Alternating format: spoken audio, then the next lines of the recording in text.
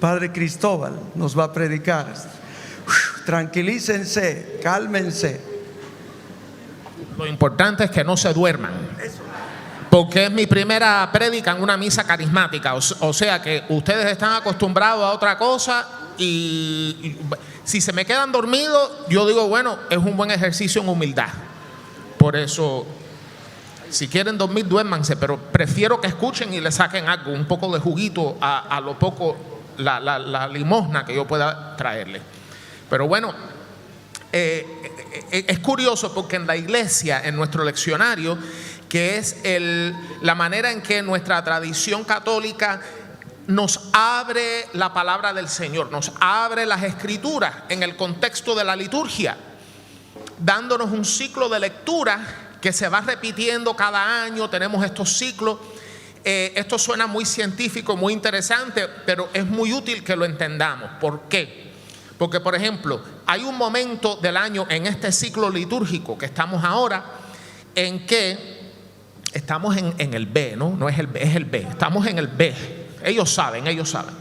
Bueno, en este ciclo B siempre llega este momento que son varias semanas en que se proclama este discurso del pan de vida, ¿no? En el Evangelio según San Juan. Y como que se hace hincapié en este gran misterio de la Eucaristía, que es la fuente y la cumbre de la vida del cristiano y de la cristiana, ¿correcto? Ok. Ahora, este misterio es tan profundo, tan central, que es imposible humanamente, aún con todos los doctorados en teología que podamos conseguir y con todos los años de estudio que podamos tener, es imposible entenderlo en su totalidad. Imposible. También es imposible encontrarnos dignos de un don, de un regalo de sí, del mismo Dios como este, que es el don, el regalo de la encarnación, de que Dios se hace humano, como las mujeres y los hombres que somos humanos, seres humanos. Él se hace un ser humano como nosotros. Y la Eucaristía nos da un acceso encarnado a ese misterio. Nadie es digno. San Juan Pablo II no es digno. Santa Teresa de Calcuta no es digna. ¿Ok? Eso suena bien fuerte, pero es cierto. Y a la medida que crecemos en santidad, lo que está sucediendo es que es el Espíritu Santo el que nos va haciendo digno, pero es con la propia dignidad de Dios que Él hace nuestra como un regalo por medio de la gracia. Ahora les quiero dar una pequeña imagen. Hay un relato que nos hace San Agustín, que dice que él estaba andando por la playa y él ve a un niño a la orilla del mar con un contenedor pequeñito, ¿no? Como un dedillo, una cosa así, y el niño está inútilmente tratando de meter las aguas del mar en el dedillo ese, ¿no? Y como tratando y San Agustín ve a ese niño y dice, pero este niño no entiende que él nunca va a meter a todo el mar dentro de ese contenedor tan pequeño. Y él va y le dice al niño eso mismo, y el niño se le vira y le dice, del mismo modo que yo no puedo meter el mar en este dedillo, así tampoco vas tú a entender jamás en su totalidad el misterio de Dios. Y se dio cuenta que era un encuentro milagroso, era una cosa misteriosa que había sucedido. Realmente él venía pensando, no en la Eucaristía, en este caso era el misterio de la Trinidad, de tratar de entender cómo Dios podía ser uno en tres personas divinas, ¿no? Bueno, la Eucaristía es así también. Ahora les voy a decir algunas cosas que a lo mejor ya las saben, a lo mejor no, pero si las saben, vale recordarlas. Y si no las saben, es importante que las sepamos. Hay dos maneras distintas de tratar de meter las aguas en el dedillo, de cometer ese error. La primera es un poco, creo que ya el Padre nos ha compartido un poco, que es siendo, digamos, muy flojos a la hora de acercarnos, ¿no? Por ejemplo, saber que estamos en pecado grave y no confesarnos. No buscar los medios de realmente acercarnos con confianza, con una conciencia más profunda del regalo que Dios nos está dando, ¿no? Cuando acercarnos sin pensar dos veces, como si fuera un pedazo de pan. O de lo contrario, simplemente creer, pero no llegar a misa, ni siquiera en los días de precepto, estar un poco así como ni frío ni caliente, ¿no? Esa es una manera muy común. O creyendo, pero no creer, o sea, sí, no, Cristo está ahí, pero bueno, es pan y representa al Señor, pero Él no está ahí realmente. Esa es una manera que ya todos conocemos.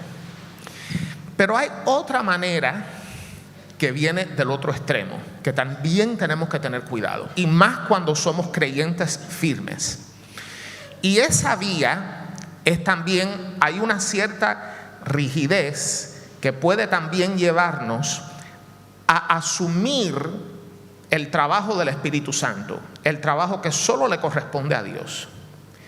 Querer nosotros ser tan perfectos a la hora de acercarnos que no nos damos cuenta que no somos dignos ni nunca vamos a ser dignos por nosotros mismos.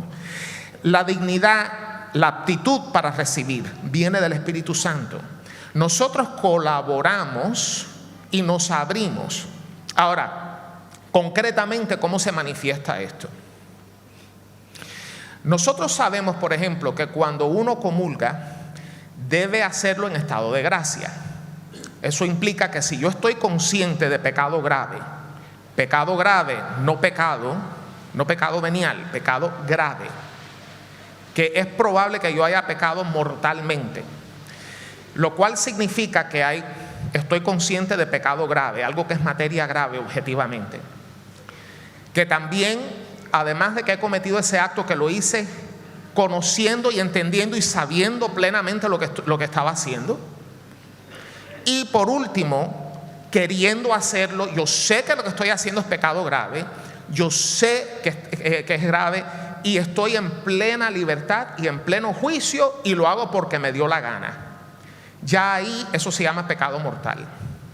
Si hay materia grave, pero no hay conocimiento pleno o por alguna razón hay algo que estamos limitados, como la persona que actúa por miedo, bajo amenaza, una cosa así, pues estás pecando, pero no es pecado grave. ¿Ok? Cuando hay pecado grave, hay pecado grave, no hay pecado mortal, que diga. Cuando pecamos mortalmente o creemos que podemos haber pecado mortalmente, debemos confesarnos antes de comulgar. Ahora, lo que no debemos hacer, y este es el error también que se comete cuando las personas, es el otro extremo, pasar de no tomarlo en serio a ahora somos cristianos firmes y ya el diablo cambia la manera de tentarnos. Recuerden que la persona que tiene una fe firme, el diablo la tienta de una manera distinta a la persona que tiene la fe floja. Es otro modo de trabajar. Y este modo es este. Tengo cáncer, pero no voy a ir a la quimio hasta que no me cure. ¿Eso tiene sentido? No. Tengo cáncer, pero no voy al médico, no voy al oncólogo, no voy a la quimio hasta que no me cure del cáncer. Tienes que ir a la quimio. ¿Cómo te vas a curar si no vas a la quimio? ¿Cuántos de ustedes, yo sé que a mí me ha pasado, decimos, por ejemplo, hemos tenido una etapa en la vida en que hemos dicho, he caído tan bajo, me siento tan culpable que no puedo ir a misa. Tengo que esperar a que yo cambie. Tengo que esperar a que yo cambie antes de ir a misa. O quiero rezar de nuevo, he dejado de rezar, pero no rezo, no me pongo de rodillas delante del Señor porque sé que mi corazón no es puro. Sé que he caído tan bajo que yo no me puedo acercar al Señor. Tengo que esperar y tengo que arreglar mi vida, enmendar mi vida, y entonces podré compadecer ante el Señor dignamente. ¿Cómo vas a lograr eso si no rezas? Apenas, ¿acaso alguno de ustedes, yo sé que yo no, pero alguno de ustedes cuando ha tenido un vicio, un problema, ha podido resolverlo solo? ¿Quién aquí ha tratado de dejar de fumar sin ayuda ninguna y sin rezarle a Dios o dejar de beber o cualquier otro vicio, y lo ha logrado permanentemente sin ayuda del Señor o de una comunidad. Muy pocos. Puede que haya alguno, pero es muy raro. Es muy raro. ¿Ok? Estas son cosas que necesitamos del Señor. Entonces tenemos que acercarnos a Él. Yo recuerdo en Estados Unidos, yo soy como ha dicho el padre, yo nací, me crié en Estados Unidos, pero de familia cubana. Por eso yo soy de cultura cubana. ¿Ok? Dicen allá cubano-americano. Nosotros simplemente decimos cubanos, ¿no? Igual que los bolivianos, los colombianos, etcétera, que nacen en Estados Unidos, igualito.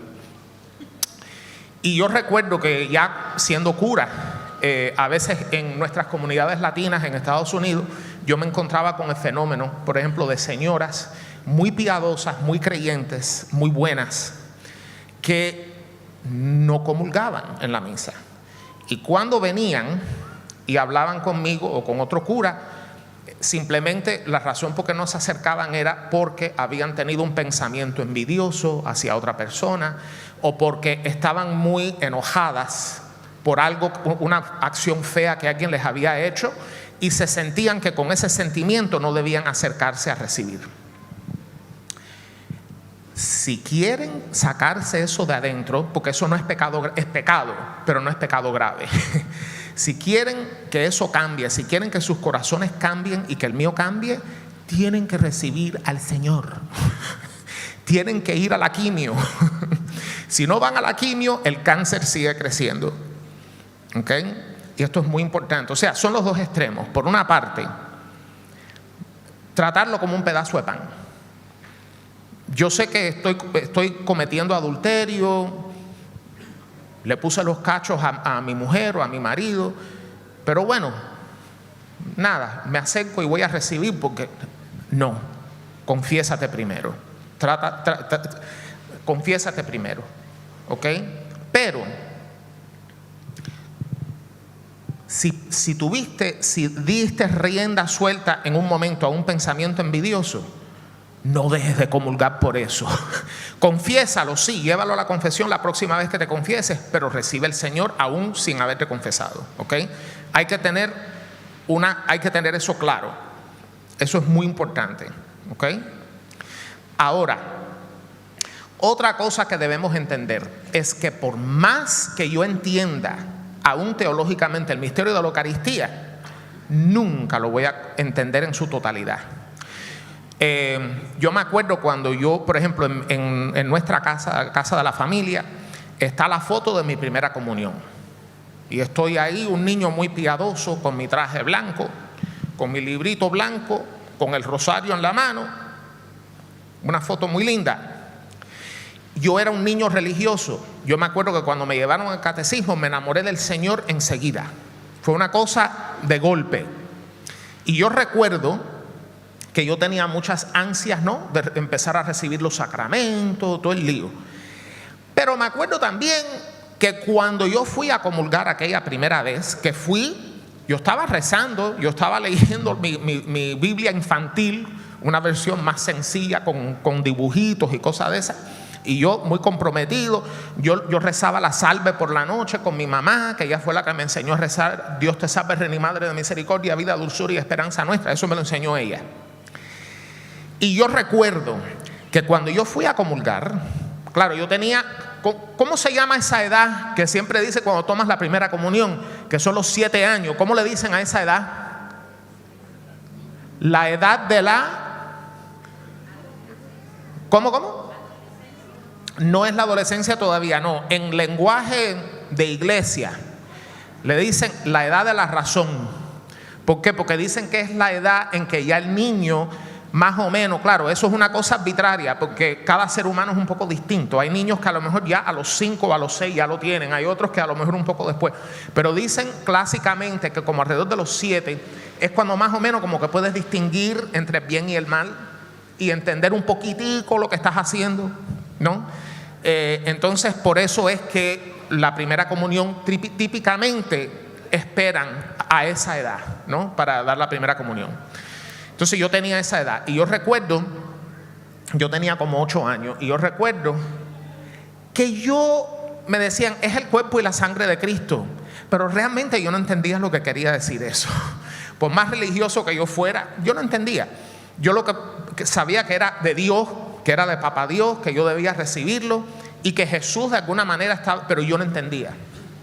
No fue hasta un par de años más tarde, con un poco más de madurez y que yo empecé a leer más profundamente en la parroquia, que empecé a entender, espérate, es que el pan en la misa, misteriosamente, de una manera que no puedo entender, se transforma de una manera que aunque parezca pan, realmente es el mismo Cristo que está ahí, ¿no?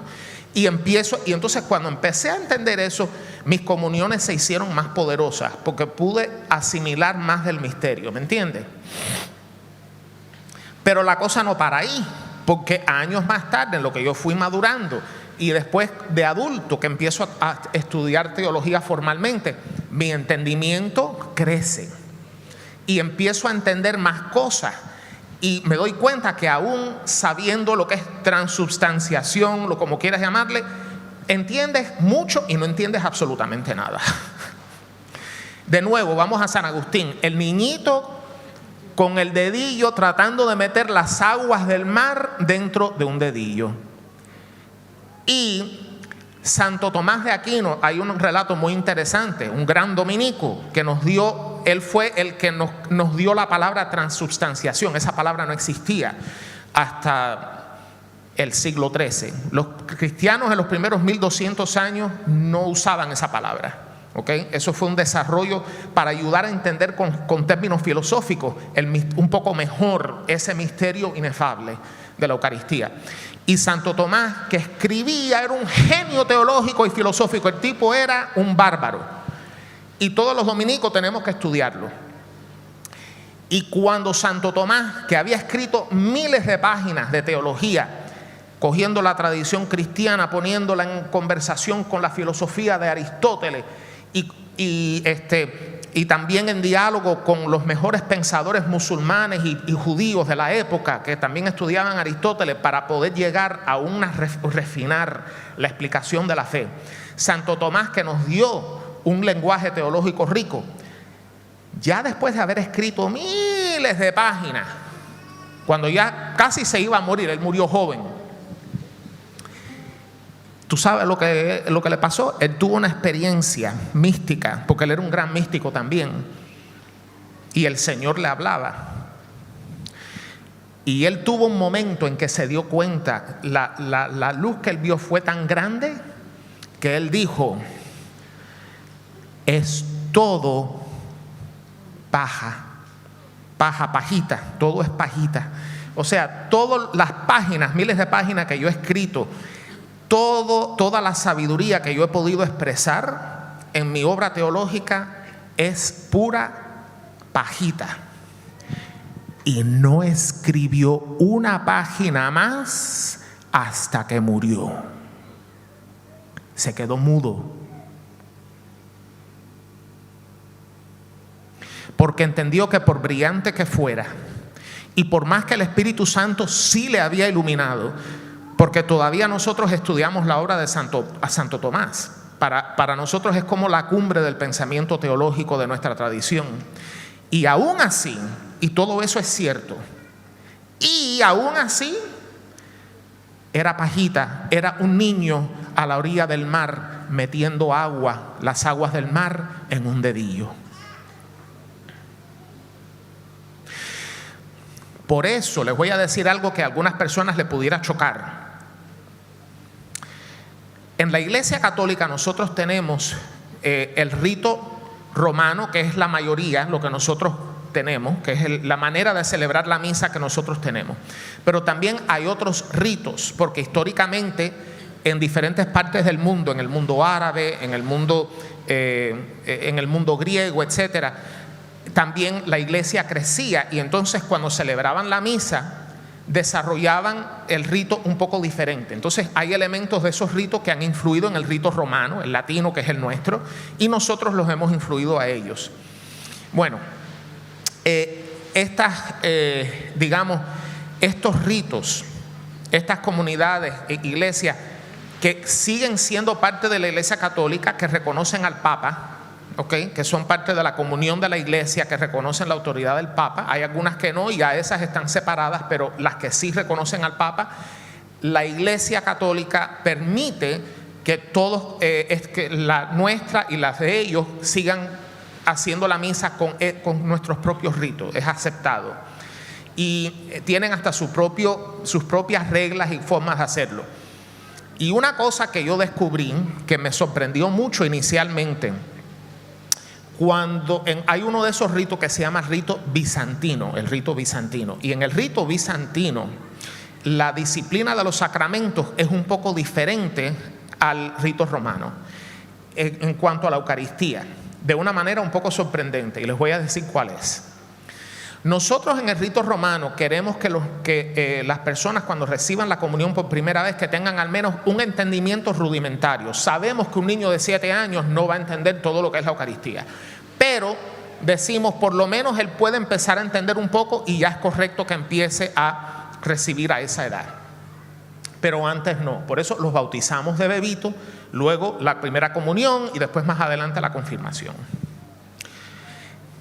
En el rito bizantino, los que son de rito bizantino católicos, estoy hablando de católicos, de nuevo, en comunión con Roma, ¿okay? Que reconocen al sumo pontífice, al Papa, como el sucesor de San Pedro, y esto lo permite desde el Vaticano, desde siglos. Esto es así, es permitido. En el rito bizantino, cuando tienes un bebé y lo llevas a bautizar, le bautizan, igual que hacemos nosotros. Luego, con el crisma, le dan la confirmación. Y para tapar el pomo, con una cucharita, una gotica de la sangre preciosa en la lengua del niño, y recibe la primera comunión. Y de ahí en adelante el niño crece comulgando. La madre o el papá lo lleva en brazos al altar, cuando llega la hora de la comunión en la misa. Le pone las goticas, pues claro, porque el niño no puede masticar pan todavía, es demasiado, es un bebé, con las gotas de la sangre preciosa, y él comulga. Y va creciendo. Y comulga por años antes de poder confesarse. Ahora, ¿por qué la iglesia permite eso? ¿Por qué? ¿Y por qué lo permite? Desde hace 2000 años. Porque llevamos 2000 años en eso.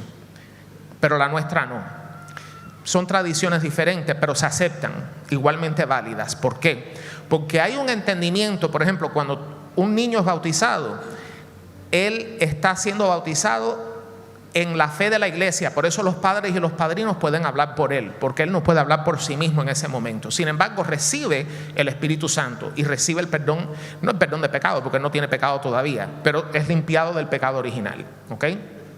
Y en lo que va creciendo, el Espíritu Santo va creciendo en él, y él va optando libremente en lo que va creciendo, y poder optar por Dios, en contra de Dios, la gracia, el pecado, etc. Pero se entiende que la conversión, esto de la conversión, de que nos habla un poco también la primera lectura, ¿no? Cuando se le dice al pueblo de Israel, ¿ustedes van a seguir al Señor o no? ¿No? Y dicen, sí. Dice, si no quieren seguir al Señor, pueden irse con los otros dioses, escojan. Y ellos dicen, sí, vamos a seguir al Señor. Sin embargo, ¿qué pasa con ese pueblo cuando siguen leyendo el relato bíblico en el Antiguo Testamento? ¿Ellos siguen fielmente al Señor todo el tiempo? No. Hay momentos en que se hincan las rodillas delante de los Baales. Hay momentos en que incluso después vuelven a ser esclavizados por sus pecados bajo el yugo del rey de Asiria, etc. Son desterrados de la tierra prometida. Pero hay un proceso donde cada vez que caen, el Señor manda un profeta, y el profeta ayuda a despertar al pueblo. Y el pueblo, ¿qué hace eventualmente después de sufrir y de crecer, de desarrollar, de darse cuenta? Espérate, nosotros estábamos pero mal. ¿Qué hacen ellos? Se arrepienten. ¿Y luego qué pasa? Vuelven al Señor. En todo este proceso, con las caídas, con hincar las rodillas a los Baales, con maltratar a los pobres y a las viudas y todas las barbaridades que hacían cuando caían bajo, ¿el Señor se apartaba de ellos en algún momento? Jamás. Porque la comunión entre los esposos de que habla la carta a los Efesios que hemos escuchado hoy es un signo sacramental imperfecto, bello pero imperfecto, de la fidelidad absoluta de Dios a su pueblo. Nosotros podemos, para decirlo así, prostituirnos, Él no nos da la espalda. Nosotros nos alejamos, decimos no te necesitamos, pero Él está ahí. Y Él nos llama a como sea, porque es un amante celoso. Él quiere que estemos con Él. Y la conversión, o sea, el sí que da el pueblo de Israel en la primera lectura, no es una cosa que es de una vez por todas. Eso no funciona así. Es un sí diario, es un caer 1000, 2000 y 3000 veces, pero seguir levantándose 4000, 5000 y 6000 veces. Es la perseverancia, que es una gracia del Espíritu Santo. ¿Ok? Hay que reconocer que somos pecadores para poder hacerlo, hay que tener humildad. Y cuando tenemos un vicio o un problema y nos está costando trabajo y estamos pidiéndole al Señor constantemente y volviendo a confesarnos, y volviendo a la Eucaristía y vemos que todavía nos cuesta, recordemos que muy a menudo el Señor permite eso, no es que le agrade, pero lo permite porque sabe que el pecado más peligroso que hay, más que los pecados de la carne, incluso mucho más, es el pecado de la soberbia, son los pecados intelectuales. Recuerden que Lucifer no tenía cuerpo con qué pecar. Lucifer no era glotón, no era mujeriego, no era nada de eso. Lucifer era un ángel, es un ángel. Él peca con la soberbia, con los pecados intelectuales, que son los más peligrosos, son los peores. Tienes mejor chance de salvarte luchando contra el pecado de la carne que contra los pecados intelectuales. Mejor chance de salvarte. ¿Por qué? Porque la soberbia, que es el pecado intelectual más peligroso de todos, que fue el que hizo caer a los ángeles caídos, ese es el pecado que nos hace decir, no necesito de Dios, lo puedo hacer yo. Y la soberbia es la que hace que nosotros, por ejemplo, si la gracia me ayuda a avanzar al instante, se me van los humos a la cabeza. Mírame a mí, mira lo que yo hice. Yo no era casto, yo estaba adicto al sexo y mira, ahora soy súper casto. Y olvidamos que fue Dios que nos dio eso. Y cuando vemos a una persona que luchamos con el mismo vicio, le enjuiciamos. ¿Por qué no eres tú tan perfecto como yo? Esto es bien peligroso. Esa persona tiene mejor chance de salvarte que tú cuando haces eso. Mucho cuidado. Mucho cuidado. Y por eso tenemos a los sacramentos y tenemos a la Eucaristía. Hay dos historias, yo las compartí el otro día con otro grupo, muy interesantes. Una es de un laico, la otra es de un sacerdote. Les voy a hablar primero del laico. Este fue un laico en China en los años 1800 y pico, que se llamaba Marcos T. Chang. Y este señor era un adicto al opio. Él tenía una adicción empedernida, era un empedernido adicto al opio. Y él no podía dejar de tomar el opio, era un narcótico. Y en esa época no se entendía el fenómeno de la adicción como lo entendemos hoy, ¿no? Pero era un hombre muy, muy, muy devoto. Era de misa diaria. Se confesaba constantemente porque él quería vencer ese vicio, pero él no podía. Entonces un día, porque él seguía reincidiendo en eso, resulta que el confesor, el sacerdote confesor que tenía, le dice: tú no estás tomando esto en serio. Hasta que tú no dejes el vicio del opio, no te confieses más, porque estás abusando del sacramento. Entonces el pobre hombre durante muchos años no se confesaba y por supuesto no podía acercarse a la Eucaristía. Pero no dejó de ir a misa. Él iba todos los días a misa, aunque no comulgara y aunque no se confesara. Eventualmente estalla una persecución feroz en contra de los cristianos en China. y lo capturan y le amenazan con tortura de dejar de ser católico, de dejar de ser cristiano. Y él dice: de eso nada, yo no abandono a mi Señor. Y lo matan. Hoy es un santo, canonizado con fiesta en el calendario litúrgico. San Marcos de Changshan, ¿ok? Ruega por nosotros. El segundo caso, un sacerdote holandés con el nombre de Andreas Buter. El padre de Andreas Buter era un sacerdote mujeriego y alcohólico, un alcohólico empedernido, y tenía mujeres a diestra y siniestra. Y la cosa fue tan mala que el obispo le prohibió dar misa, no podía dar más misa. Y este sacerdote vivió en una época en que estaba el conflicto entre los cristianos, entre los católicos y los protestantes, ¿no? Y entonces hay de nuevo, parecido a la otra historia, una persecución. Los protestantes capturan a varios de los curas, incluyéndolo a él, y le dicen: renuncien a la iglesia católica y sean cristianos protestantes o los matamos. Y él dijo, se van a reír porque está cómica, pero fue lo que él dijo, yo no lo estoy inventando. Dijo: mira, alcohólico y fornicador desde siempre, hereje nunca. Dijo así: hereje nunca. Entonces,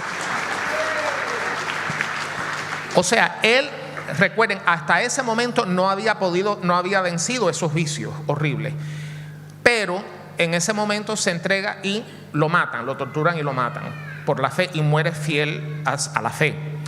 Es un santo en el calendario litúrgico. San Andreas Buter ruega por nosotros.